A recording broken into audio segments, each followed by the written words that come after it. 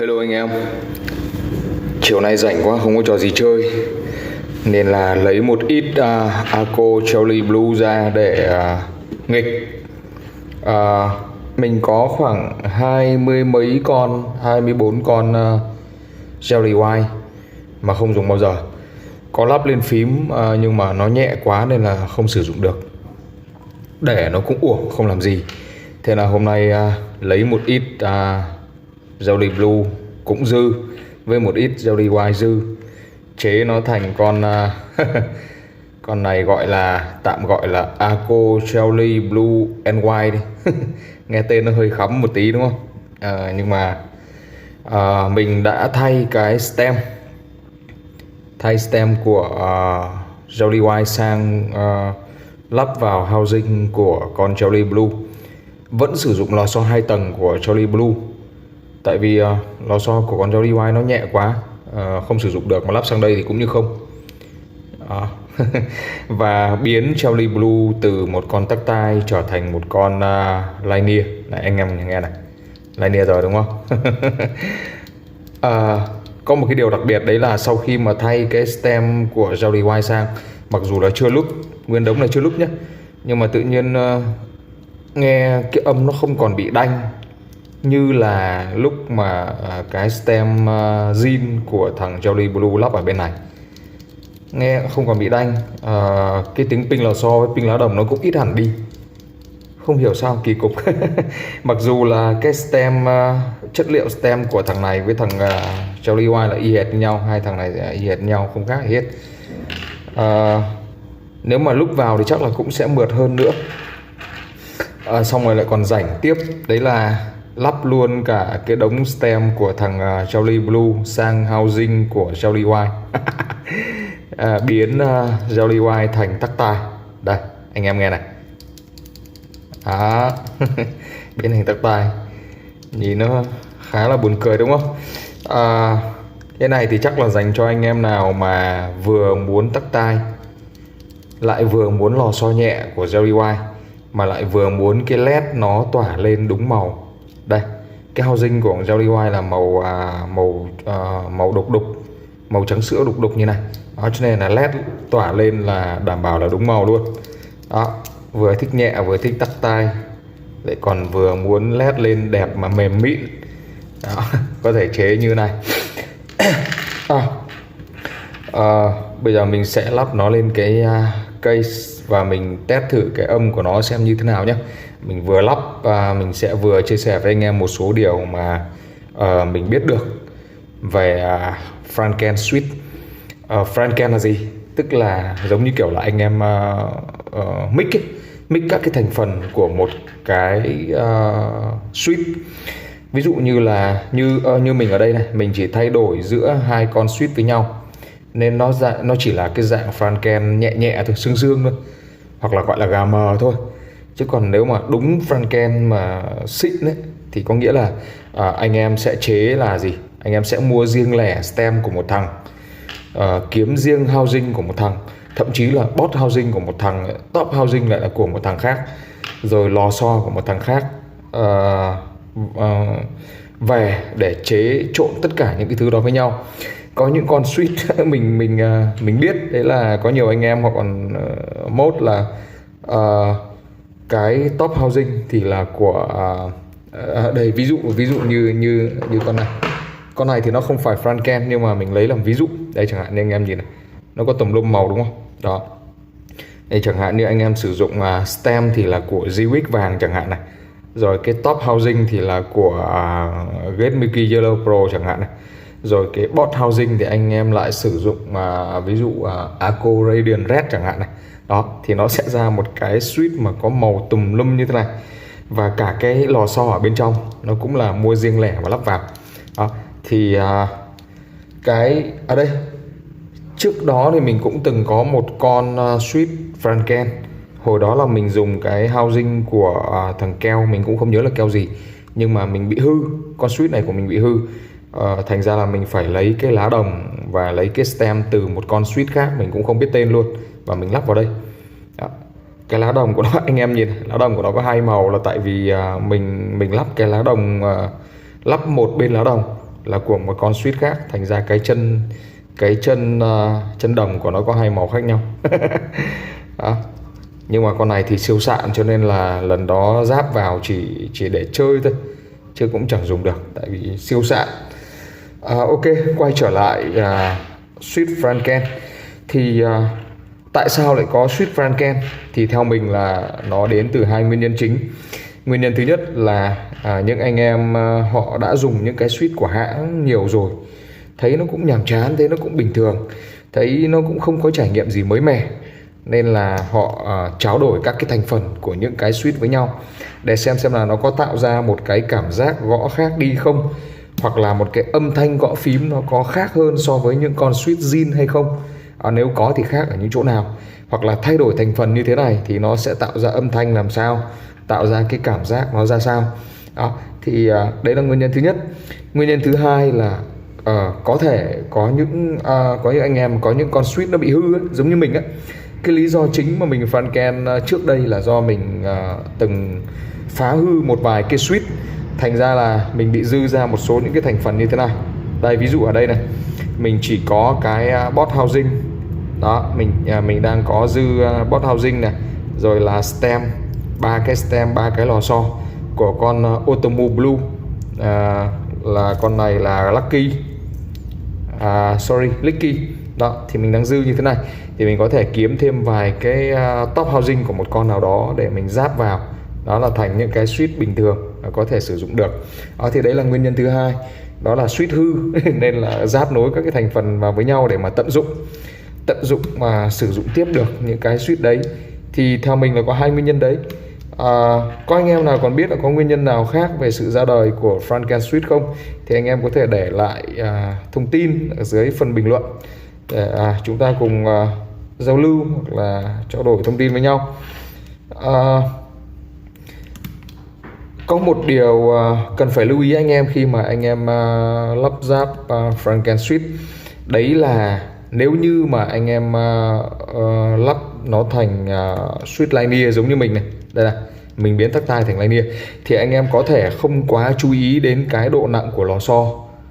Tuy nhiên nếu như anh em ráp nó thành suite tắc tai, đây ví dụ như biến linear thành tắc tai, thì anh em phải để ý đến cái độ nặng của lò xo. Nếu như mà anh em sử dụng lò xo nó quá nhẹ thì có thể là cái stem ấn xuống nó khỏi lên được. Đó, bởi vì sao? Bởi vì cái khấc cái stem mà anh em sử dụng ấy, có thể là cái khấc nó rất là to, nó nhô cao lên, cho nên là khi nó đi qua lá đồng mà cái độ nặng của lò xo đó, cái độ nảy của lò xo ấy, nó không cao, lò xo nhẹ, thì có thể cái lò xo nó sẽ không đẩy được cái suite lên. Đó, có những trường hợp là như vậy. Ngoài ra cũng có một số trường hợp là lò xo đủ nặng nhưng mà lại không đẩy được cái stem lên. Lý do là có thể là cái lá đồng bên ngoài của đây, để mình mở một cái suite ra cho anh em xem đây. Thì có thể là cái lá đồng này đây, cái lá đồng ở phía trong ấy, đây cái lá đồng ở phía trong là nó đang bị nhô ra, là hai cái khấc đồng tròn đó, anh em thấy không? Nó đang bị nhô ra quá nhiều. Thành ra là khi mà cái stem của tắc tai đi xuống thì nó giữ cố định luôn cái stem ở đó. Ngay cả khi là lò xo đủ nặng để đẩy lên thì cũng không đẩy lên được. Thì trường hợp đó dễ thôi, anh em có thể dùng một cái nhíp. Đây, anh em có thể dùng một cái nhíp hoặc là cái gì cũng được. Đây, ví dụ ở đây mình dùng luôn cái gắp suite. Anh em đẩy nó vào, đẩy cái đồng nó vào, đẩy nó vào một chút để làm sao mà anh em thấy là gì, khi mà anh em lắp lò xo đây, khi mà anh em lắp lò xo vào và lắp stem vào, anh em thử lấy tay ấn thử đó, thấy nó không quá nặng thì tức là có thể đã bình thường. Anh em có thể lắp cái top housing lại vào bình thường. Còn nếu lắp top housing vào ấn xuống mà nó vẫn tịt ở bên dưới này, nó không nảy lên, thì lúc đó mình lại bung ra và mình điều chỉnh cái lá đồng này một chút nữa. Đó, thì đấy là một số mẹo để anh em nếu mà có gặp vấn đề thì anh em xử lý. Như mình nói ban đầu là không hiểu sao lắp cái stem của thằng Jolly White sang thằng Jolly Blue mà tự nhiên nghe nó mượt hơn cả hai con suite zin. Có anh em nào mà có hai con này thì thử đi xem có giống như mình không. tự nhiên cảm thấy nó mượt kinh khủng luôn. Cái này mà lúc nữa thì chắc là ngon luôn đấy. Mình vẫn giữ cái lò xo 2 tầng của thằng Jolly Blue là tại vì mình thích cái bottom out của nó.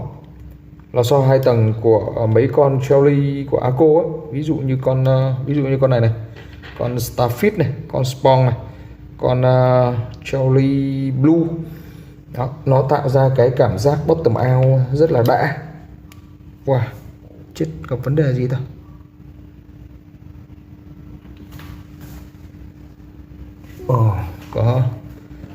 Có cái hạt bụi gì ở cái socket rất là nguy hiểm. Đó. Anh em nhớ phải vệ sinh cái bàn phím của mình thường xuyên nhé. Nhất là những anh em mà dùng hot swap giống như mình ấy, phải vệ sinh thường xuyên, nếu không là sử dụng sẽ rất là nguy hiểm nếu như mà bụi hoặc là cái dị vật gì đó nó rơi vào. Nó sao không ấn được con này xuống nhỉ? Cái chân socket bình thường mà, không hiểu sao. Lắp thử con khác bán nào.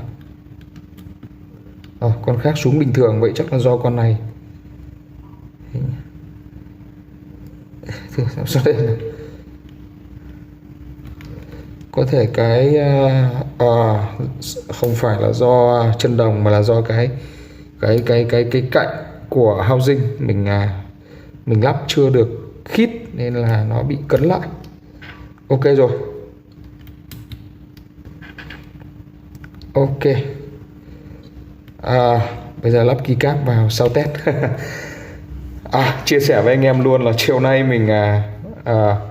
mình mới làm mấy con tắc tai thành linear. Đây là con CI ngắn Y dài transparent. Con này là cũng là tắc tai, nhưng mà chiều nay mình có 3 con này, thế là mình mài hết đi rồi. Mình lắp vào space, lắp vào enter và backspace, mình mài hết cái khớp tắc tai của nó đi biến nó thành linear, tại vì mình không thích tắc tai, biến thành linear. Đó, anh em nghe này, đã hết tắc tai rồi. Con này lò xo của nó là 67g bằng với lại JPEG vàng. Và cái đầu stem của nó rất là dài, là anh em nào mà dùng bàn phím mạch ngược với lại keycap cherry là bao luôn. Bữa nào mình kiếm được nhiều con này thì mình sẽ sau test nó trên nguyên một cái bàn phím cho anh em. Bữa nay mới giao lưu với bạn kia được 3 con. Có mấy ngàn thôi, có gì đâu 8-9 ngàn, nhưng mà rất là chắc chắn và cái mức độ hoàn thiện sản phẩm rất là cao. Ok, thôi lan man quá đúng không? Lắp keycap để sau test. Franken nhà quê gọi là Franken nhà quê đúng không? Lắp vớ va vớ vẩn thôi, không gọi là Franken.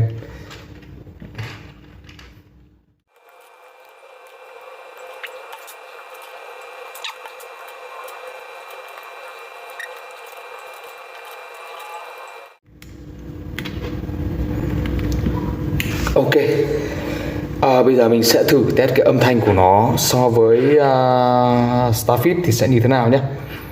Starfish thì nghe khá đầm và khá là talky đúng không? Ok, bây giờ mình sẽ thử con này. Mình sẽ hạ máy xuống một chút để cho âm thanh nó rõ hơn nhé.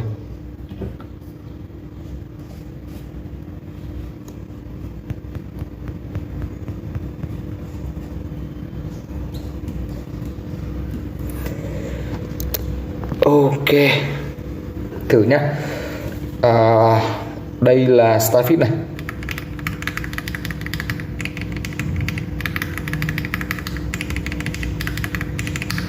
Rồi, Franken này.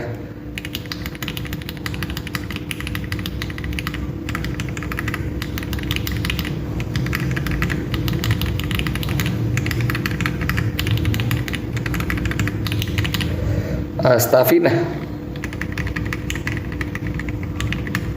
Franken này.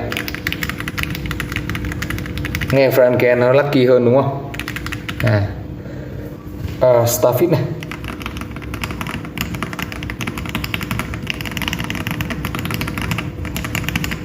Franken này.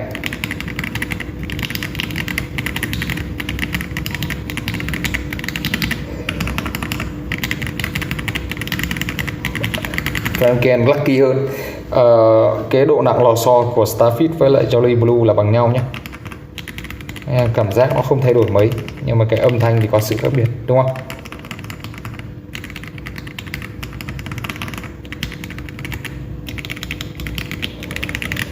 Ok, bây giờ mình sẽ thử một đoạn tech nhé.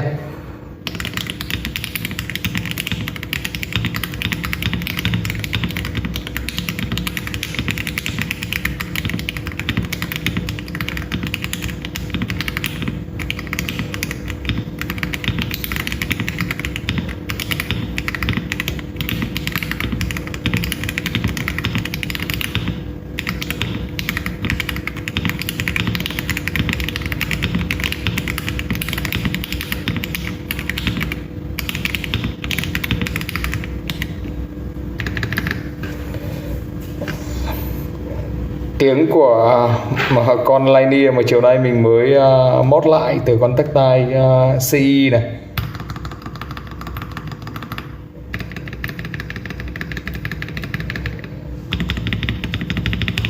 Ok, như anh em thấy là cái tiếng của mấy con Franken này nghe nó khá lucky, đúng không? Nhưng mà được cái là gì? Nó dùng stem của Shelly UI, thành ra là không có các tech tai như Linear ấy.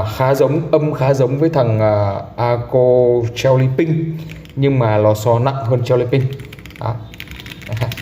Ok, một chút chia sẻ với anh em ở ngày cuối tuần. Và nếu mà anh em nào có dư suite thì có thể nghịch một chút giống như mình, để xem là có trải nghiệm nào khác hay không, đúng không? Có gì nó thú vị hay không. Thì nếu có thì anh em cứ để lại thông tin ở bên dưới phần bình luận. Xin cảm ơn anh em đã xem video. Xin chào và hẹn gặp lại anh em ở những video lần sau. Tạm biệt anh em.